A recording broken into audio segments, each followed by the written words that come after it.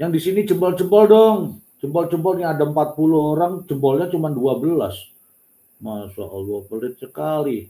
Nah, kalau dibilang pelit nanti marah. Enggak, itu pelitnya pelit bercanda. Sulastri itu seharusnya yang ngomong-ngomong itu bukan Baim, tapi Paula.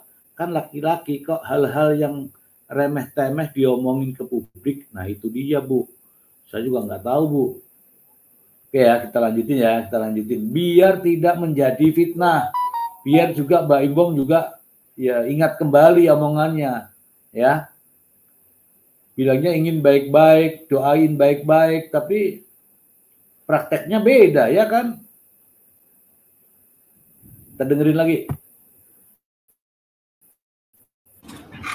Saya itu nggak pernah ngecek handphone istri saya karena saya sangat percaya sama dia. Oke. Saya itu, dia bilang ya, saya itu tidak pernah ngecek handphone istri saya. Tidak pernah ngecek isi dalamnya handphone. Saya juga nggak pernah. Pokoknya saya percaya aja sama istri saya. Tapi istri saya yang suka ngecek handphone saya, itu masalahnya. Aku nggak pernah ngecek, tapi istriku tuh ngecek. Wah, pernah itu sekali waktu ketemu, wah handphone saya dibanting. Aduh, ya dari situlah saya mulai menjaga ya, supaya saya tidak bermain-main handphone. Kalau ketahuan istri kan gak enak. Lebih baik saya cuek aja. Dah, kalau mau periksa aja lah. Gitu kalau saya. Sama sebenarnya. Tapi gak sampai menuduh gitu loh. Ya. Oke, kita dengerin. Sekalipun saya nggak pernah. Ketika ada berita itu ada yang datangnya dari asisten. Stop. Nah, kan muncul kan berita itu ada yang datangnya dari asisten saya.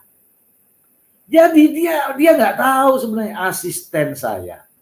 Ya kalau asistennya beneran, maksudnya ngasih tahu yang benar gitu ya. Tadi dengar ya, asisten saya. Ya, tap-tap layar terus teman-teman, tap-tap layar. Ini makin seru nih.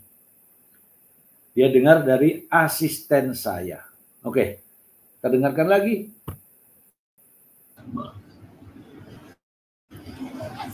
Jadi kasih lihat saya. Terus saya mau ngomong apa? Asistennya ngasih lihat. Ngasih lihat apa ini kira-kira ini teman-teman? Ngasih lihat video, ngasih lihat apa ini? Hanya kita belum tahu ya. Tapi itu sudah diungkap ya dalam konferensi pers oleh ini ya, oleh Mbak Imbong sendiri ya. Kita dengarkan lagi. Saya nggak akan jabarin di sini semuanya. Saya ke keluarga saya tanya harus gimana, ini. Mereka bilang selesaikan. Oke, dia mengatakan bahwa saya harus bagaimana, saya datang ke keluarga saya minta harus bagaimana, ternyata keluarga saya mengatakan selesaikan dalam tanda kutip. Apakah selesaikan yang dimaksud ini? Saya tidak tahu. Kita dengarkan lagi. Dan juga saya nanya sama ayah saya, satu kunci kehidupan saya dalam kehidupan, saya selalu menanyakan orang tua saya. Nah, satu kunci dalam kehidupannya, dia selalu mengatakan akan bertanya kepada orang tuanya. Aku nggak tanya-tanya orang tua saya kalau itu saya nggak baik ya saya ini. Ya, kalau dikit-dikit ke orang tua mah bikin beban ya. Kasihan ya kan? Ya kalau keputusannya benar, kalau salah gimana? Keputusan dia adalah keputusan saya.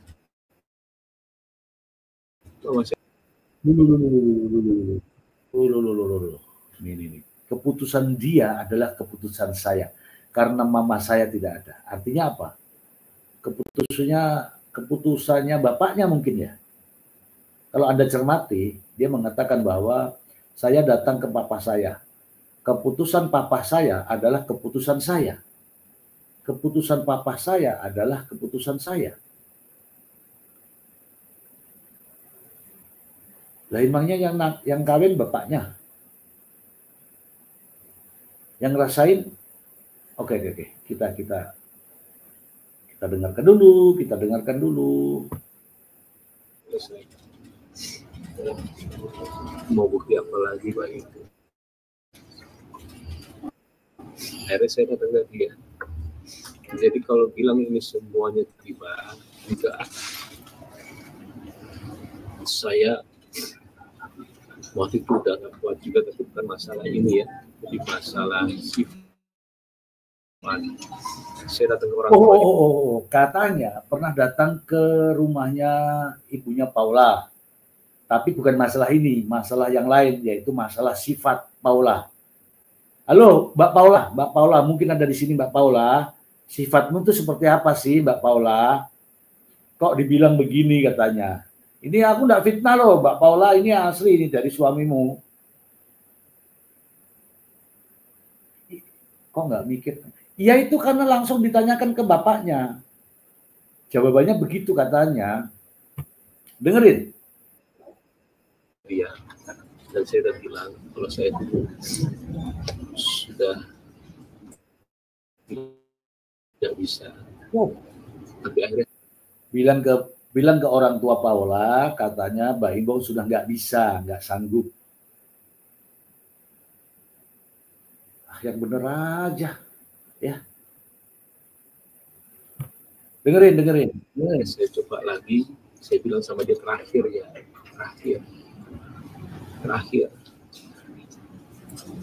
Ya setelah terakhir itu tiba-tiba ya kayak begini. Sekali lagi, mungkin saya tidak akan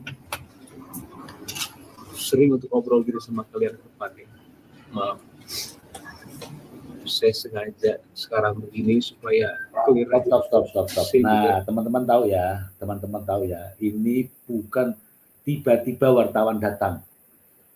Dengerin ya, ini bukan tiba-tiba wartawan datang. Mbak Imbong mengatakan dia sengaja mengundang para wartawan, semoga semuanya clear. Nah, intinya adalah Mbak Im yang inisiatif untuk mengundang wartawan. Dia ngomong sendiri. Saya ulangi deh.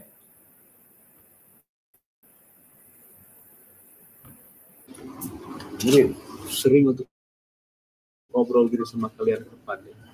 Wow. Saya sengaja sekarang begini supaya saya juga saatnya kali ya. Nah, bukan membersihkan nama saya. Iya. Besarnya saya nggak tahu ini keputusan yang benar atau enggak. Karena kan saya harus bilang kalau no. Justru dia bertanya. Kadang-kadang ini saya bingung ini keputusan saya benar apa enggak. Ya enggak lah, ngobrol di depan wartawan cerita masalah istri itu enggak bener, Im. Dia tanya, makanya saya jawab. Jujur itu. Cuma saya minta maaf sama wartawan. Saya juga tahu pekerjaan kalian. Nah, dia minta maaf sama wartawan. Artinya apa? Wartawan itu diundang. Wartawan itu tidak semerta-merta tiba-tiba, sekonyong-konyong, tanpa sengaja datang. Tidak, itu diundang untuk datang. Mau konferensi pers, mau konferensi pret, gitu. Jadi bukan karena wartawan kan, bukan, ini diundang di dalam rumah kok ini kok. Kalau wartawan tiba-tiba itu di pinggir jalan. Lanjut. Kalau saya nggak mau dibaca, saya kasihan anak saya.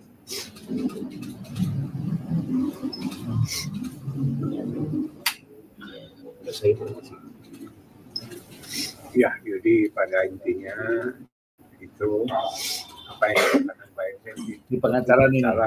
Ini pengacaranya ini. Pengacara Mbak Imbong adalah pengacara Nikita Mirzani. Yang memperkenalkan Mbak Imbong kepada pengacara ini ya Nikita Mirzani, itu udah pasti, udah nggak perlu ditutup-tutupi. Dan yang tahu persoalan ini ketika rame di media, ya awalnya Nikita Mirzani. Oke. Oke ya teman-teman ya. Coba kita dengarkan dulu omongannya dari Pak Pengacara. Pak Pengacara hot. Hampir setahun yang lalu, jadi tepatnya November 2023 itu awal dan sudah dikembalikan, disampaikan, dibicarakan dan sebagainya. Materinya tidak perlu saya sampaikan. Yang penting bahwa di sini ada problem yang luar biasa sehingga seorang suami ngambil sikap mengajukan permohonan cerai taraf di pengadilan agama. Saya pikir intisarinya seperti itu. Permohonannya ada 26 item. 26 item. Alasan-alasan yang disampaikan oleh Muhammad Ibrahim alias Mbak Imbong, seperti itu ya rekan-rekan. 26 item. Iya, paling itu aja ya. Saya mungkin tidak mau ada pertanyaan, maaf banget, maaf karena akan kemana-mana lagi nantinya. Saya juga tidak benci dengan semua orang yang sudah bilang sama saya apapun itu, even teman baik saya sendiri. Oh. Nah, dia sebut nih teman baik saya sendiri katanya. Ya itulah inisial N itu. N itu ya Niko Surya itu. Halo Niko. Niko Surya mungkin ada di sini nih, kasihan nih. Benarkah ini terjadi Niko? Ini yang ngomong Mbak Imbong ya, bukan saya ya. Yang ngomong Mbak Imbong loh. Karena cerita dia adalah cerita dia. Tapi cerita saya, insya Allah saya bisa mempertanggungjawabkan semuanya. Dan saya yakin apapun yang terjadi ke depannya, saya sama pengacara saya, ya kita sudah siap apa yang kita. Masih tetap layar nih teman-teman, yuk tetap layar. Paling itu aja, punten banget, saya nggak akan ada pertanyaan. Saya tahu kemana-mana. Sekali lagi maaf buat semua wartawan. Ya, udah itu aja sih. Bang, tapi masih tinggal satu rumah nggak Bang? Tidak ada besar. Sudah Anak-anak di bisa mana, kemana? Mas Baim? Informasinya, Anak-anak seperti apa? Sebenarnya kalian tinggal lihat anak-anak. Nih, tadi dia bilang saya tidak membuka pertanyaan, tetapi begitu wartawan bertanya, dia jawab. Itu masalahnya, Im. Jadi kalau memang sampai di situ aja. Kamu ditanya, kamu jawab lagi. Itu masalahnya, akhirnya kelihatan ngember gitu loh. Ya, saya itu orangnya tidak pernah berpura-pura dalam apapun ya. Nggak pernah berpura-pura ya. Nggak pernah sama sekali. Jadi tinggal lihat anaknya aja. Kalau saya kan kalau bicara sekarang ini takutnya nanti rame lagi, apalagi. Jadi buat apa? Makanya saya takut bertanya. Makanya langsung dibawa kerja sih. Iya, ada satu lagi. Waktu kemarin ada rame umroh nggak bilang. Iya. Saya juga kadang-kadang menurut saya itu udah mau ngomong, cuma saya takut salah. Cuma saya juga bukan seorang yang tidak mau dibilang klarifikasi, Pak. Ada konsepnya yang sebelumnya bilang, maka dari itu bilang umroh ke laki-laki yang kemarin. Kalau yang kemarinnya, buat saya ketika dia bilang aku mau umroh ya, dan itu paling 5 hari atau 7 hari sebelum minta izin itu adalah boleh nggak kalau misalkan aku umroh. Masa saya bilang nggak mungkin. Dan waktu itu juga saya posisinya itu lagi mau roadshow untuk Lemayu, makanya sekarang lihat saya selalu bawa anak kemana-mana. Untungnya saya itu menikmati setiap detik yang saya sama anak. Cuman berat nggak? Berat lah. Belum lagi omongan orang, mau ngomong apa, mau dikira apa, itu emang tiap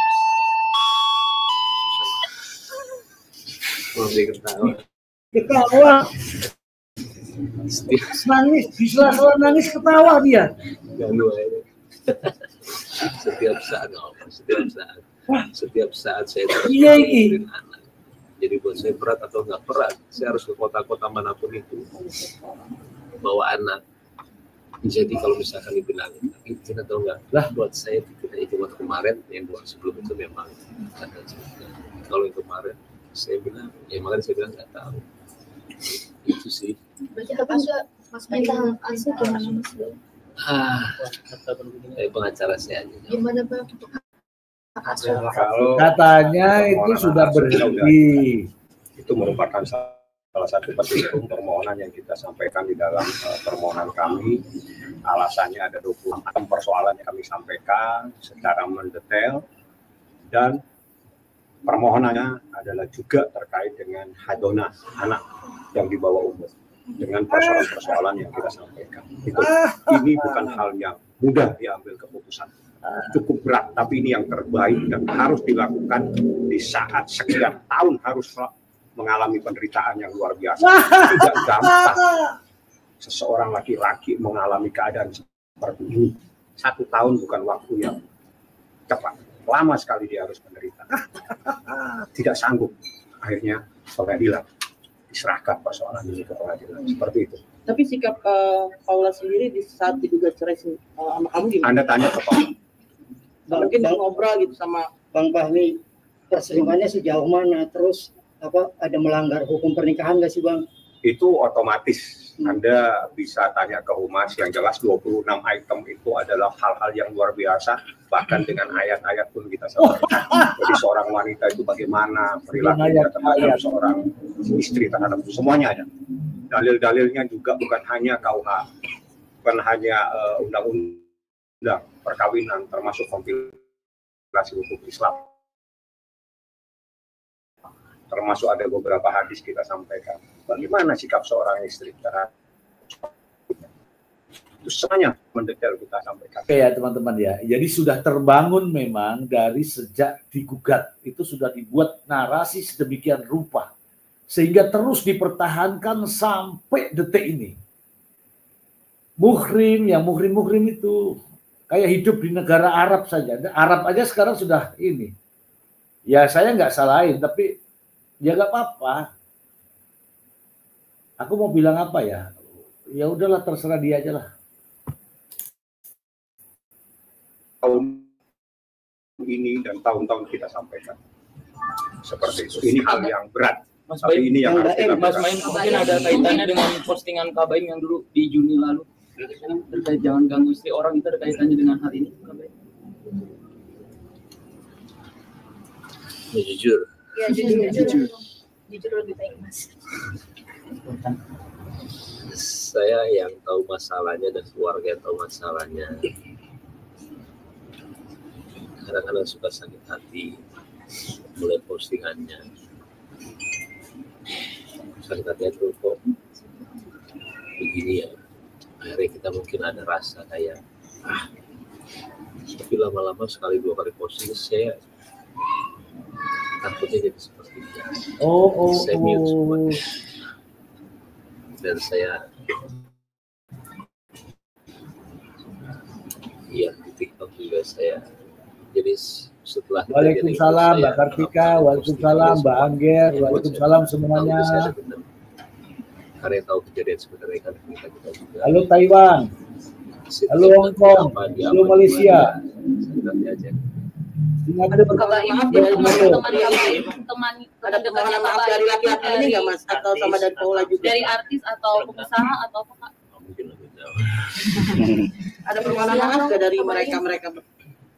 Laki-laki itu nggak pernah datang ke sini lagi setelah itu. Pembelaannya apa Bang Paula ketika ketahuan? Tanya Paula. Kalau dari Ini ya, yang bikin pembelaannya atau permohonan maaf? yang bikin dia itu ngember itu ini karena dia tidak komitmen. Ketika sudah memberikan konferensi pers, harusnya dia komitmen saja. Mohon maaf ya, saya tidak melayani tanya jawab. Tetapi tanya jawabnya terus, akhirnya apa? Tambah ditanya, tambah bingung, tambah ngember gitu loh. Ya, gitu. Jadi tambah ngember, bukannya tambah berhenti, tambah ngember ini. Tanya Paula, tanya siapa dia, tanya yang bersangkutan. Biar kita tidak menimbulkan fitnah, karena kalau ditanyakan ke Mbak fitnah nanti jadinya. Jangan. Jadi biar dia menjawab apa yang dia tahu, apa yang dialami, bagaimana seorang suami, seorang laki-laki 1 tahun menderita diam saja tanpa melakukan perlawanan apa-apa. Dan ini begitu melakukan perlawanan pengadilan yang diajukan, langsung diajukan. Inilah Muhammad Ibrahim. Berapa kesempatan berapa kesempatan? Kebayang seperti apa nanti?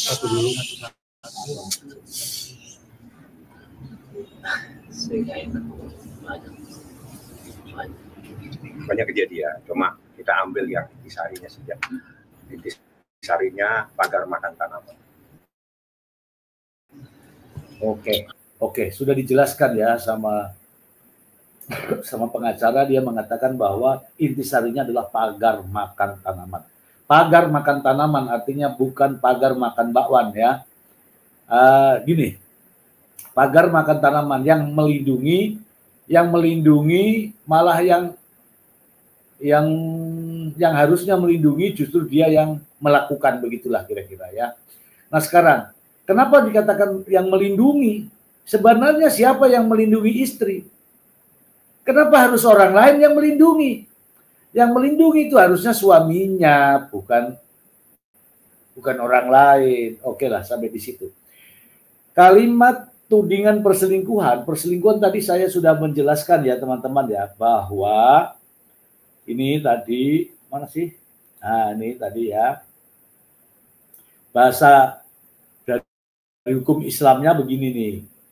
Dalam Islam, perselingkuhan adalah perbuatan yang sangat dilarang dan tercela. Perselingkuhan dianggap sebagai zina dan dosa besar. Itu dalam Islam.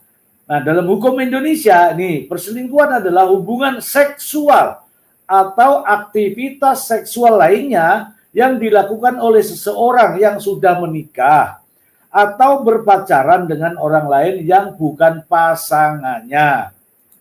Perselingkuhan juga bisa diartikan sebagai hubungan yang tidak setia dalam pacaran. Perselingkuhan dapat melanggar kepercayaan atau norma-norma yang berlaku dalam hubungan. Perselingkuhan dapat terjadi karena berbagai alasan. Alasannya macam-macam. Saya bacakan nggak ya? Nggak usah ya. Oke, nah sekarang dengan adanya perselingkuhan ini, maka Mbak Imbong mengajukan gugatan cerai. Apakah yang dimaksud dengan perceraian itu? Saya akan membacakan kepada teman-teman semua. Perceraian adalah putusnya ikatan perkawinan antara suami istri, sehingga keduanya tidak lagi berstatus sebagai suami dan istri, tidak hidup bersama dalam rumah tangga. Dalam hukum positif di Indonesia, perceraian diatur dalam hukum perceraian yang merupakan bagian dari hukum yang mengatur proses perceraian suatu keluarga.